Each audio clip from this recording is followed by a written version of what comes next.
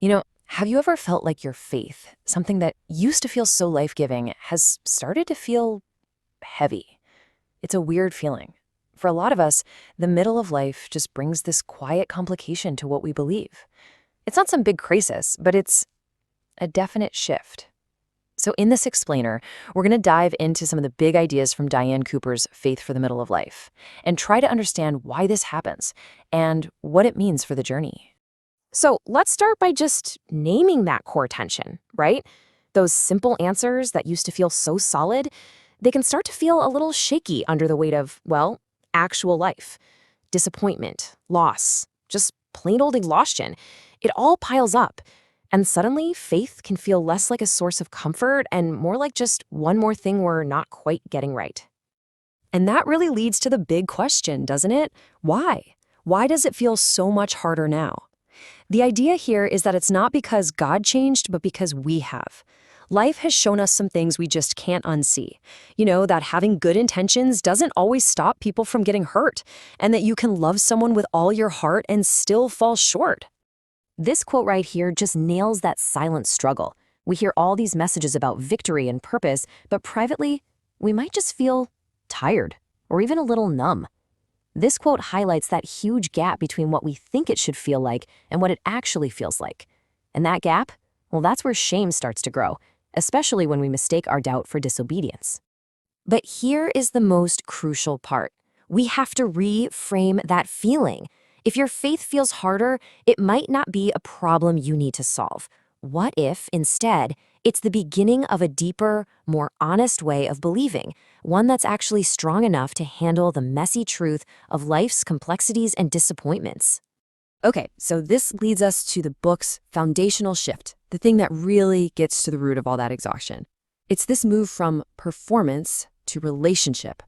What if faith isn't some big performance we have to put on and maintain, but a relationship we can just live inside of? Let's break that down a bit. And this slide just lays out the two paths so clearly.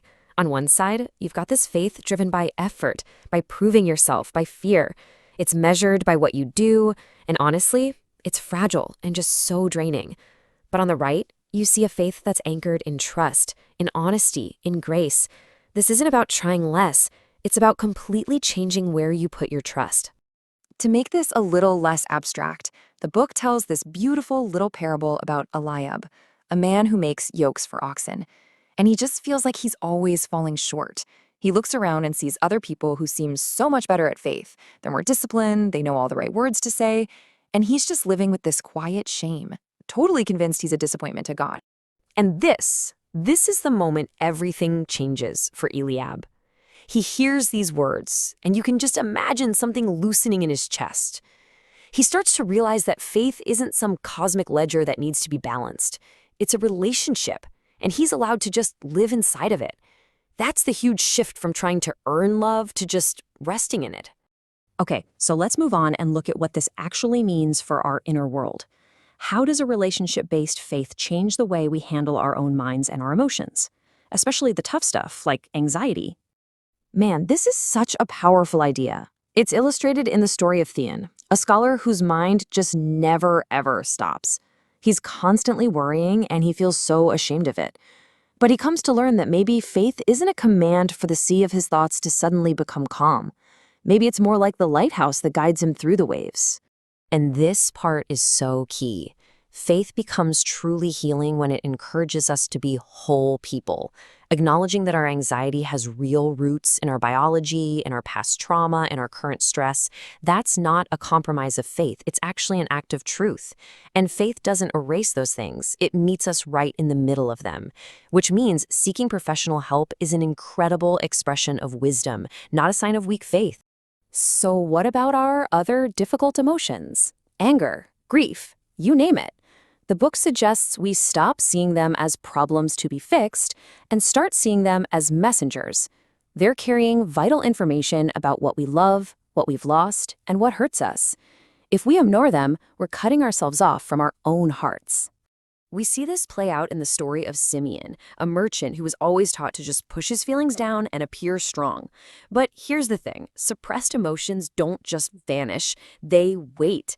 And they can lead to a faith that feels dry, distant, and just fake. The real invitation is to feel honestly, trusting that God is near, even when we're grieving or angry. So if we're starting to be more honest with ourselves, how in the world does that change our relationships with other people? Especially when we get into really tricky topics, like forgiveness. Okay, this slide is so important because mixing these two things up has caused an incredible amount of pain. Forgiveness, that's an internal process. It's about you letting go of your right to get even. Reconciliation, that's a relational process. That's about rebuilding trust, and it absolutely requires safety and real change from the other person. You can always forgive, but you cannot always reconcile.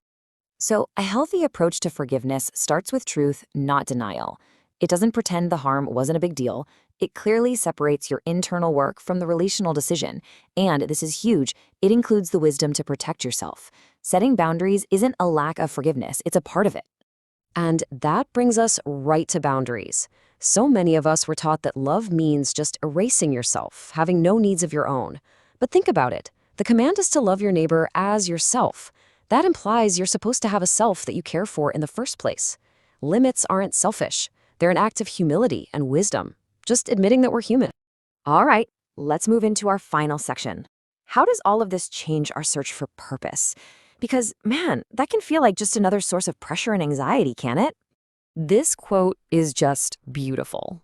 It comes from a parable about Elian, a man whose job is to mend the hidden water conduits in the ancient city of Petra. He feels like his work is so small, so insignificant, but he's reminded that the life of the entire city depends on the simple integrity of his unseen work. His purpose isn't some grand, visible trophy. It's right there, in the here and now. This slide really flips the script on how we usually think about this stuff. We tend to build our identity on what we do, on our performance. But this book argues it's the other way around. A sustainable sense of purpose actually flows from a secure identity, an identity that's rooted in knowing you are loved before you are ever useful. And this is just such a powerful metaphor to end on. Purpose isn't this pressure to achieve some extraordinary thing way off in the future. It's about bringing care and integrity and just your full presence to the ordinary, often unseen tasks of your life right now. It's the water flowing through your life today. And so we land here with this final thought. What if the goal isn't to find some grand, epic calling?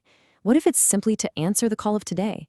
To release that crushing pressure to perform, and instead just live with intention, trusting that a faithful life isn't built in those big moments of certainty, but in the quiet seasons of attention, honesty, and trust.